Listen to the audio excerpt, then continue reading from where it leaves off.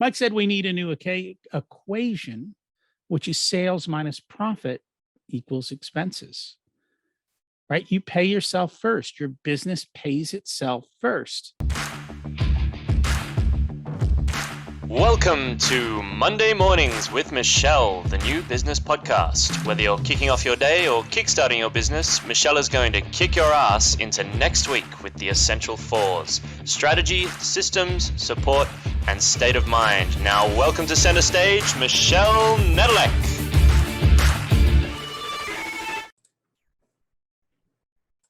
Hey there, peeps. This is Michelle Nedelec, and I am super glad that you're here with us today because I am here with my most amazing guest, Rocky. Rocky, thank you so much for being here with us today. Michelle, thank you so much for having me. Excited to join you. So who you are and what you love to do. So who am I? I'm a dad, right? I got two kids. One just got married. Aw, The other is congratulations. finishing college. So I've been relieved of many of my day-to-day duties. Married for 27 years to my lovely wife. And so, at the end of the day, that's kind of who I am. That's what I live my life for. And then I have to make money like the rest of us so we can go enjoy that part.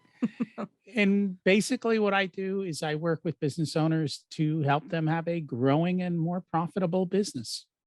Nice. I love that. So clearly you wrote profit first. What is it about profit that is kind of your driving force? Why the emphasis on that? So let's face it, small business is the backbone of America, right? They are who creates the jobs. They are who provides the jobs. They are the ones who create, I think, the new path forward. So as much as you might want to look at Microsoft or Dell, at one point they were small businesses that became big businesses, and there's many other numerous stories like that. The more strong business owners we have, the more we have people who can generate income, the less we rely on government. The less we rely on government, the happier we will all be. Here. Right? Right? So I think, for me, it's about freedom for people, and just it makes for a stronger country, which makes a better place for me, better place for my kids, and a much more wonderful place to live. Love that. And of course, you're preaching to the choir. I am all about this. I love this subject. I love helping people become profitable. I love when they see that profit really is the driving force behind running a business. Well, sometimes you hear it, profit's evil, which is absurd. Why is profit evil? That is totally absurd. I can't even imagine why one would think that. I think there's a lot of people who have these types of attitudes. And so when you say the words profit first, everyone starts thinking, oh my God, they're against people, they're against the environment, they're against this, they're against that. And it's nothing but silliness. I mean, the reality is you can't pay your people without profit, right? You can't. When you have money, you can start to live by your values instead of your bank balance. You don't have to choose, oh, should I do this because I have to cut a corner? You can do what's right because you have the ability. And so I think from that standpoint, profit's a good thing. Profit is an awesome thing. And I think it becomes skewed when big corporations are putting profit before what's ethical, what's right, what's, the considerations of their footprints and all that kind of fun stuff. But I think when it comes to small businesses, the majority of them are so hung up on that big business mentality that they're not looking at, can I pay my bills this month? Can I, oh yeah, I know I'm not making any money on this, but I'll make up for it, in volume. And you can't make up for lack of profit through volume. It just doesn't work that way. You have to start with it initially. And I think as well that when somebody's really, really starting out, that they're afraid to put that profit in because they don't want to inflate themselves beyond the market and not sell something. And they're willing to sacrifice their own well-being for the sake of the company, much like they would for all of their children in order to help it to grow and succeed. But I don't think they realize that that doesn't need to happen. We have a simple saying, profit is a habit, not an event. So too often, I'll be profitable when fill in the blank. No, you began this business to be profitable. Be profitable now. Awesome. So give us some kind of tips, tricks. What are your principles and fundamentals behind that, as opposed to just going, hey, I'm going to inflate my price 50% or 100% and off we go? So we believe in appropriate pricing, but let's take a step back. So the whole profit first system comes out of the book. The book is written by Mike Michalowicz. Some of your listeners may have already heard about it.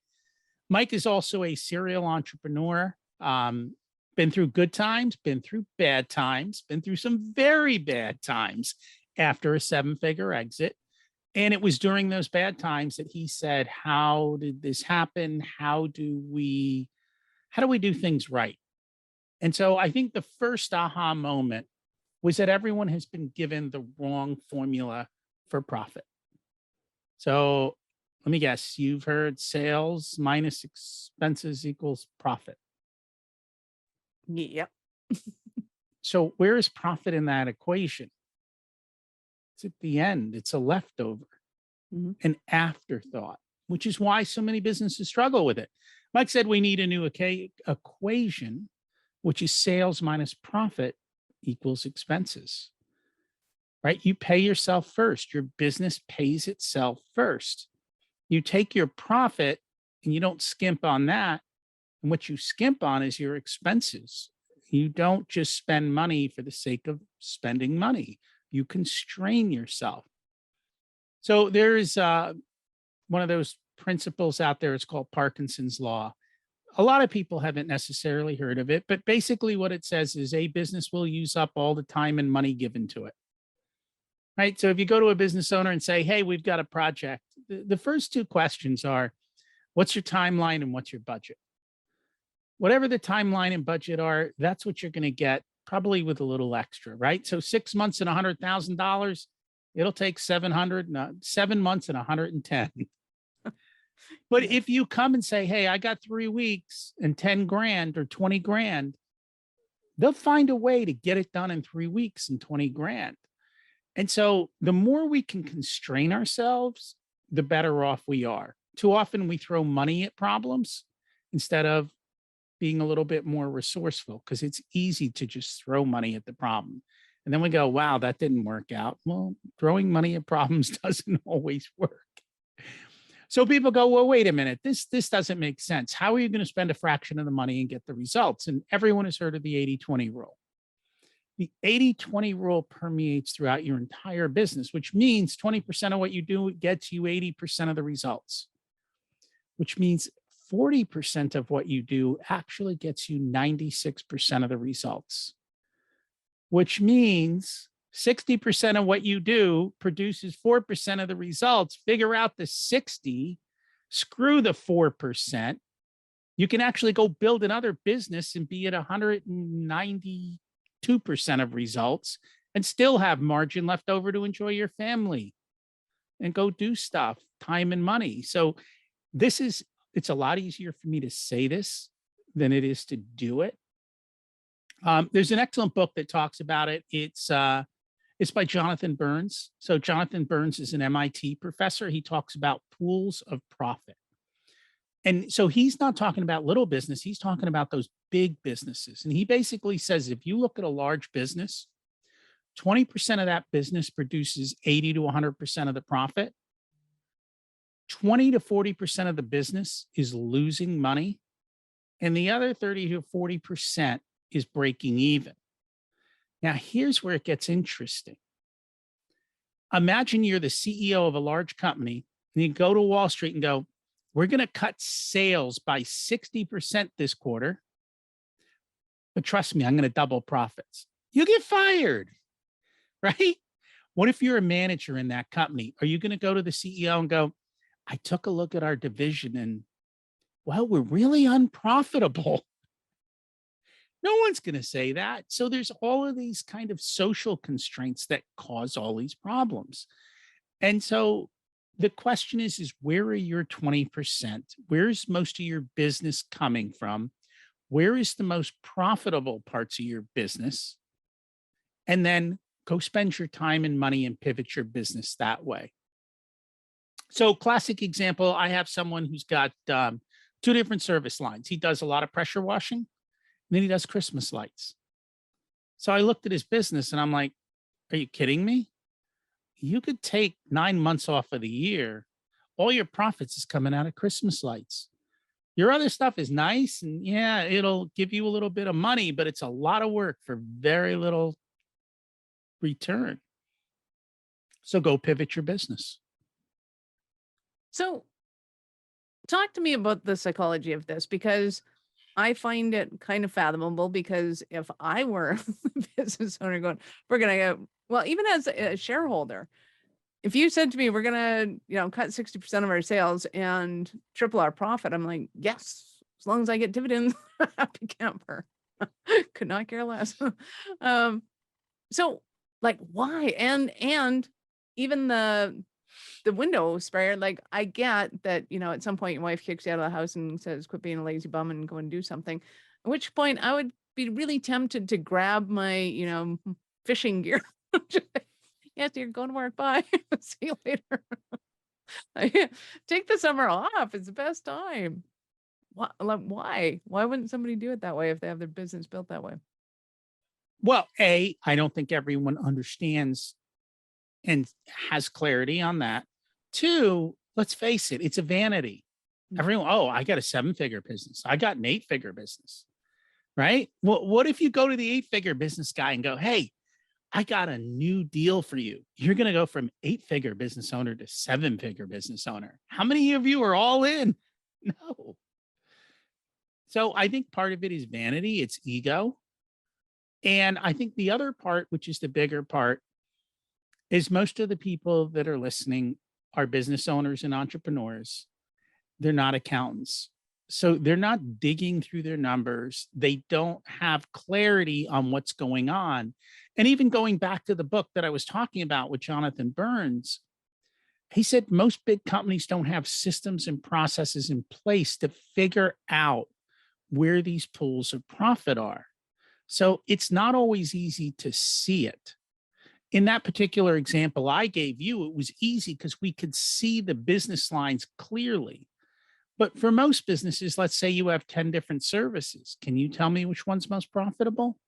Have you actually looked at the cost of time of the employees or the cost of goods, of the advertising, tied it to each specific product line with we don't expect perfection, pretty good clarity, and been able to see, hey, this is really where things are going. And then there's the other problem. Well, this is the way we always did it, or this is what I love. So there's a lot of emotions and ego that come into this. And that's what we have to let go of, I think. And I see that and a business owner that loves what they do, they started their job because they're a great tradesperson, whatever, and they go, hey, I want to start my own company so that I have the freedom to take Fridays off. Awesome. Totally get that. And that to me is kind of before everything else. Let's plan out what lifestyle you want and why you're like, why are we doing this? And I think it always comes back to the story of the fisherman on the lake going and getting his stuff, and the millionaire comes behind, goes, hey, what do you do? We all know the story. And I keep going back to it almost every coaching call and going like, what are you trying to achieve? Because if you don't want to make an 8-figure business with 75 employees and yada blah blah blah, and all you want is 100 grand, like, you can do that way easier. There's way easier ways to do that. Begin with the end in mind, right? Yeah. And work backwards. But too often we get caught up in all that hype and the excitement. And then you're a couple years into it and you're looking around going, but what happened? Right. Well, and even in retail, I see it. And I think it became prevalent. I think it was about the 90s. There were retail outlets that had walls and walls and walls of stuff and stuff and stuff. And then all of a sudden, I think it was Michael Kors came out with a store that had like 6 things in it. It's like you can have those shoes, that shirt, that skirt. It's like, okay. And it, to me, from a shopping experience, is like, oh my God, you're killing my shopping experience. But from the business perspective, it was, we make profit. So let's look at modern day retail. Look at Costco versus like a Walmart or a Target. They have a fraction of the items. They move them constantly. They understand their business plan. They don't make anything on the sales of stuff. They make it all on a membership fee, right? Mhm. And they turn stuff over and they blow through it quickly. And they treat their employees really well. They pay them really well. So this isn't about greed. It comes back to where we started. They just do a great job.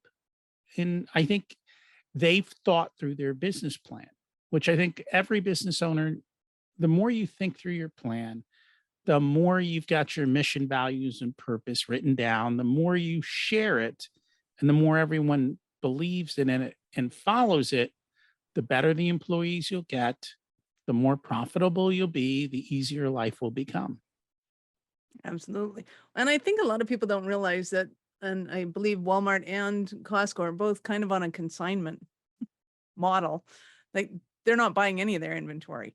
So what about the retailer that is going out and has to buy all of their, their Christmas inventory in January, going, okay, like how do I know what's going to be the 20% that's going to sell come Christmas? That's tough, isn't it? Right? So I think you have to reevaluate your business model. Number one, the first thing then is we need to have the margins. So if I need to slash stuff 50, 60, 70%, we have the margin to slash 50, 60, 70%. If I've got to carry inventory or cost for that long a time, have we accounted for it? Is there a better way to do this? Like, how do we reinvent our business model? That's the question. If you've got to have those long time frames, what can you do to totally reinvent your business? Because otherwise you're trapped. There are some businesses out there that I call them, they're in the commodity business. What I mean is they may be selling a high-end brand, but they don't have pricing ability. They're stuck with the pricing. The manufacturer is squeezing them. Their overhead squeezing them. If you're in that kind of business, you got to ask yourself, how do I change it? And why? And so here's what we do for those kinds of businesses, because I've worked with some of them. We'll bring in private brands. So while I might be able to mark up a name brand two times, 2.5 times, I can put a private label brand next to it and maybe mark it up 4 or 5 times. So even though I'm selling it for less dollars, I'm still making good profit on it. What are the accessories that I can bring in? What is an add-on that brings high profit margin? So what are the accessories where I get 20 to 1? So, the main commodity brings them in, but it's these other things that create the actual ability to create the profit. Nice. I love it. So give us an example of one of your Cinderella stories of one of your clients. And so there's 2 classic examples that come up by using profit first. The number one thing I will hear people say to me, and it doesn't happen immediately, it's usually 12 to 18 months later. Their comment is, I've never had so much cash in the business. What do we do with this? Yay! What a good problem to have. and so that's where we talk about leaving a little bit of cash for lean and bad times, but then how do we reinvest the cash outside the business? So maybe that's buying real estate to rent to the business. Maybe it's starting a whole different business. Maybe it's just investing in stocks and bonds or something, totally different. Or maybe it's just real estate outside the business. I like to create multiple streams of income because we never know when things are going to go bad on us. The second success story, and I had Mike So Mike had a business that exploded one year, and that happens, right? We're doing well, and then all of a sudden we have a blowout year. I don't know how many of you have conversations with your CPA every quarter. Most people don't. They pay their quarterlies. Tax time comes around, the CPA doesn't call, right?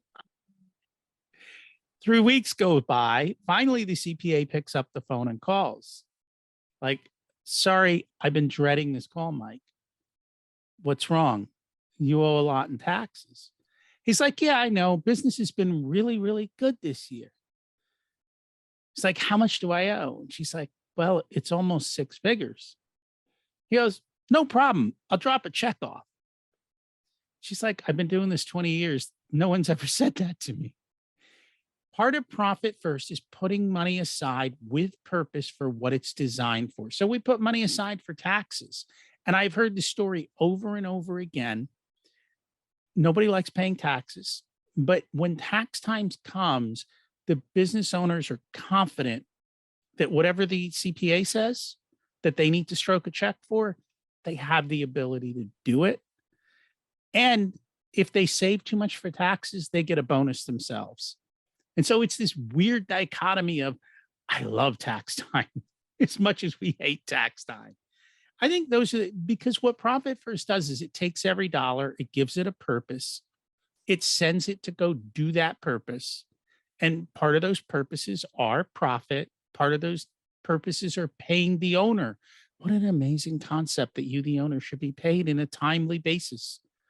Part of it is saving for taxes, and then everything else is constrained for your operating expenses. Because if I give a business owner a ton of money, they'll spend it. They're like kids in a candy store. And so we really have to constrain them. And that's literally what it is. It's constraint on unnecessary and wasteful spending. Yes. And that's also where the fun to me comes in, is being able to figure out how to restructure companies, corporations, startups to accommodate for that, so that you're not necessarily paying 6 figures in taxes, but that you're, reinvesting that into different opportunities. Of course, talk to your tax accountant. Don't listen to me. Well, so here's the I'm going to tell you a dirty little secret, because I come from a tax background. The tax preparer wants you to pay as little taxes as possible, because then you will love them. Okay. What they don't tell you is, by telling you to go buy the Ford F-150 Lightning for $100,000, yes, you won't pay taxes, but come March or April or May, you're going to have a cash flow crunch, because now you have to pay that bill. But they're off the hook because they saved you on taxes. You see, you told them to save you on taxes. You didn't say, make me as profitable as I can be. And that's part of the problem. We have to make sure that the people around us are incentivized to do what we want. And that goes for your employees. Do you incentivize your employees to make you more profitable? Or do you incentivize to spend your money to bring in more business, regardless of whether it's profitable? That's an interesting conversation to have, because it seems obvious in the sales role, but it doesn't necessarily seem obvious in the receptionist role or in the right. But let's look at But it it's in the true. sales role, right? How do you incentivize your salespeople? Go out and bring in this much revenue. Oh, well, this customer doesn't want to buy. What if I discount it 20%? Well, then I'll hit my target and I'll get my bonus. And you, the boss and the owner, will have just given away your profit margin because you didn't incentivize me to maintain the profit margin. And talk about the receptionist. I think this is a profit center. You walk into a company, you pick up the phone and you call a company. That first person you talk to kind of sets the tone, doesn't it? Absolutely. So are they there with the attitude of, hey, this is a customer calling, even if they're mad? I love mad customers. You know why? They're going to do something.